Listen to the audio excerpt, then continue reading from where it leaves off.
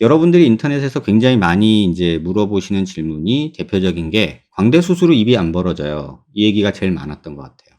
그다음에 광대 수술 후 입을 벌릴 때 아파요. 또 그 얘기도 굉장히 많이 하시고, 또 광대 수술 후 씹을 때 아파요. 또 요런 얘기 많이 하시죠. 그다음에 광대 수술 후 귀에서 소리가 나요. 또는 광대 수술 후 절골 부위에서 소리가 나요. 이런 얘기들을 굉장히 많이 하세요. 요거의 원인은 사실 굉장히 다양하게 나타날 수 있어요. 진짜 심각한 문제부터 정말 별거 아닌 문제까지 굉장히 다양하게 나타날 수 있어요.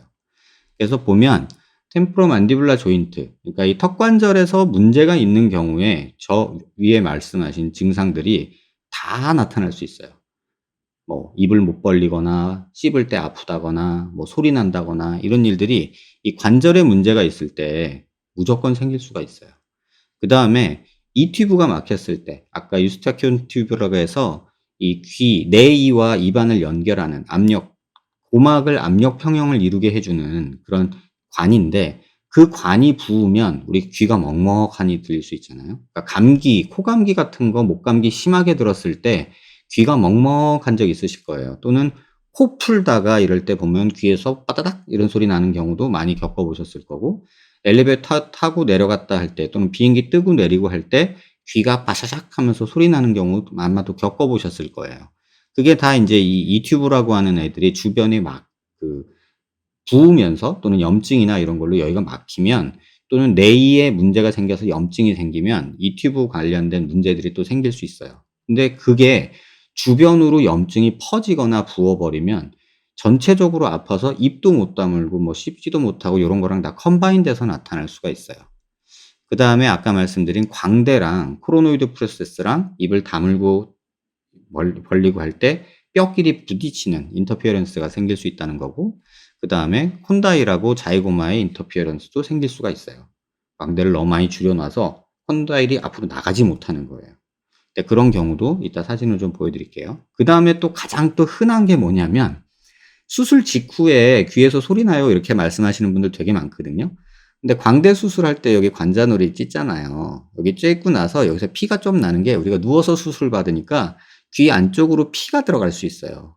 그러면 수술하고 나서 그 들어간 피가 귀 안쪽 깊이 들어가서 딱지를 만들면 이렇게 입을 벌리고 다물고 할 때 파시락파시락 거리는 소리가 나요. 그래서 그게 또 무슨 소리인지 몰라서 되게 힘들어하시는 분들도 있어요. TM 조인트, 턱 관절에 문제가 있는 경우는 도대체 뭐냐라고 원인을 인제 한번 쫙 나열해 보니까 어마무시하죠. 지금 여기 있는 내용이 전부 다 턱 관절 관련된 증상으로 나타날 수 있어요. 뭐 머리가 아프다, 이마가 아프다, 막 두통이 심하다, 막 이런 식으로 막 아플 수가 있어요. 또 뭐 머리카락 끝이 막 이렇게 빠지듯이 아픈 경우도 있고, 눈이 아프고, 눈이 충혈되고, 막 햇빛에 예민해지고, 막 이런 것까지도 이 TM 조인트 관련 증상일 수 있다는 얘기예요. 그다음에 귀에 뭐 히싱이라고 해서 시 소리 나는 거는 버징이라고 해서 뭐 이렇게 울리는 소리, 막 잡소리가 들리는 거죠, 이명. 그다음에 청력도 약해지고, 이런 귀가 아프거나 막 이럴 때 뭐 어지럽기도 하고 멀미도 나고 토도 하고 막 천장이 빙글빙글 돌고, 이런 증상도 이 턱관절하고 연결될 수 있다.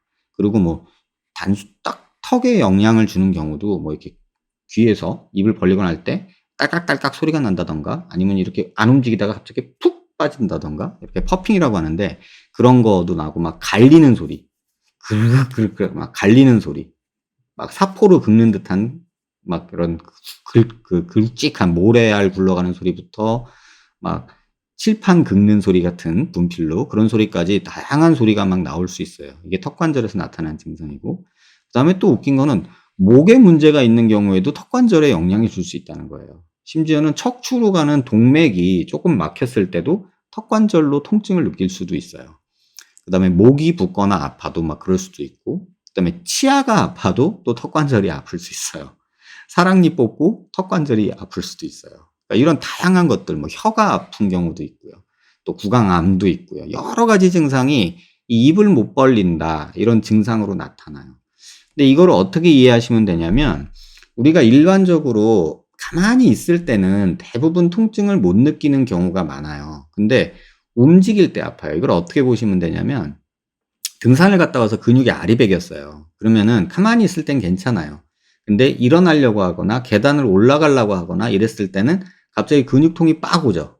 이런 것처럼 비슷하게 모든 신체 장기 중에서 가만히 있으면 안 아픈 데가 되게 많아요. 근데 움직이면 아파요. 이게 인제 염증 관련해서가 그렇고, 그다음에 가만히 있을 때도 아픈 경우도 물론 있어요. 근데 지금 이 턱관절 주변에는 움직이는 녀석들이 너무 많은 거예요. 뭐 먹으려니까 입 움직여야지, 뭐 귀도 뭐 그렇지, 여기 뭐 관자놀이도 그렇지, 목도 돌려야 되지 막 이러니까 여기 모든 주변이 다 아픈 게 턱관절로 느껴질 수 있다는 거예요. 그래서 이 모든 걸 다 체크할 기가 실제로 힘들겠죠. 그래서 실제로 턱관절 전문으로 하는 병원에서는 설문지 같은 거를 놔서 그걸 스코어링을 해요. 그래서 점수를 매겨 가지고 이건 턱관절 문제일 가능성이 있다 없다 요런 식으로 판단하는 게 현실이에요. 그렇다고 이걸 다 뒤져 가지고 검사할 수는 없잖아요. 그러니까 이게 되게 어려운 분야기는 해요. 사실 이쪽 분야 공부하시는 분이 한국에도 몇 분 안 계신다고 제가 알고 있어요. 그다음에 우리가 정상적으로는 입을 다물고 있을 때 이렇게 디스크랑 콘다일이랑 뼈랑 템포럴 본이랑의 위치가 요렇게 있어요. 그래서 이 입을 열면 관절이 디스크가 앞쪽으로 빠져나가면서 서로 패딩을 해 주죠. 근데 관절이 앞으로 빠져나가 있는 경우가 있어요. 그러면은 얘가 입을 벌릴 때 이렇게 쭉 입을 벌리려고 이렇게 하다가 갑자기 딸깍 하면서 떡 하면서 이렇게 입이 떡 이렇게 걸리는 느낌이 들면서 열리는 경우가 있어요. 이걸 클리킹 사운드라고 그러는데, 요런 게 생기면 턱관절 질환을 의심해 봐야 된다, 요런 얘기도 있고요. 하나는 여기가 완전히 빠져버려 가지고 입이 안 벌어져요.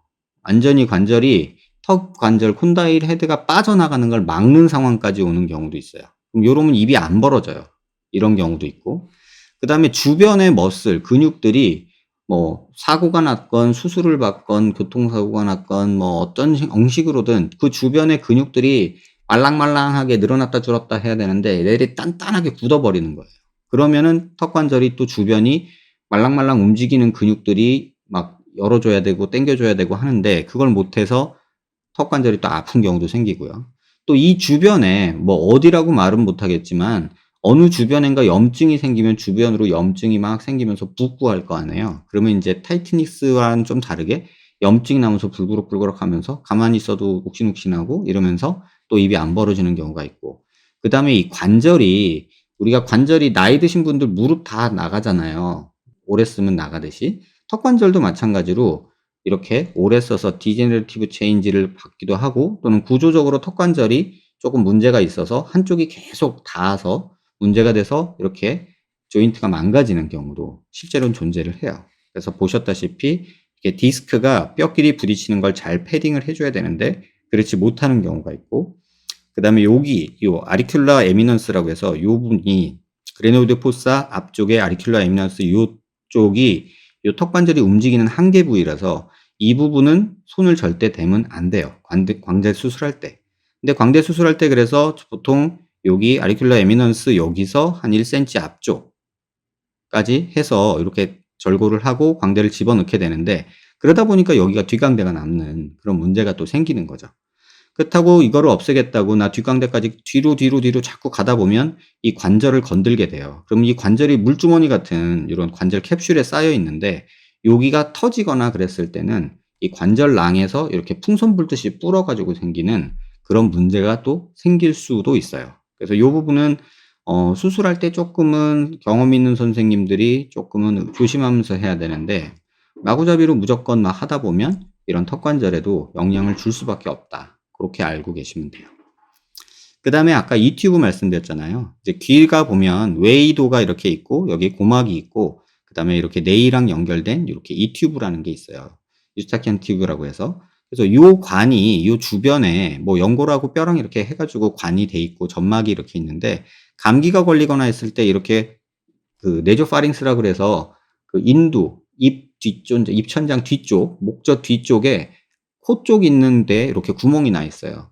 그래서 얘들이 이 밖에 외압과 입 안의 압력을 이렇게 평형을 이루어져서 고막이 어디 한쪽으로 찌그러지지 않게 이렇게 압력 평형을 이루어져야 소리가 잘 들리거든요.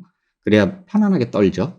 근데 그게 뭔가 여기가 구멍이 나서 또 아니면 염증이 나서 이 구멍이 막혀 버리면 이쪽 압력이 증가하거나 또는 감소하게 되면 고막이 찌그러져요. 그럼 먹먹한 소리가 나면서 고막에서 바시락바시락거리는 소리가 날 수도 있어요. 근데 광대 수술하고 나면 이 뇌랑 솔직히 수술하는 우리 그 광대 아치 부위는 굉장히 멀지만 그 주변이 부으면서 또 이런 영향을 줄 수도 있다. 뭐 요렇게 생각하시면 될 것 같아요. 하지만 개연성은 좀 떨어진다. 그다음에 이 유스티키안 투브는 뭐 리베이터 밸리 팔라테인 머슬이랑 텐서 밸리 팔라테인 머슬이라고 해서 요 두 가지 머슬이 얘를 쭉 당길 때 여기가 쫙 열려요. 그러면서 이 구멍이 열리면서 압력 평형이 이루어지는 건데, 그래서 침 꼴딱 삼키면은 비행기 탈 때 아플 때 안 아프잖아요. 이제 그런 것처럼 비슷해요. "침 꼴딱 삼켜라. 그것도 안 되면 코 막고 이렇게 하고 부어러라." 이런 얘기 하잖아요. 그런 것처럼, 근데 침을 꼴딱 삼킬 때 여기가 이렇게 쭉 움직이기 때문에 그때 열리는 거를 이용한 게 "귀 아프면 침 삼켜라." 인제 그 얘기예요.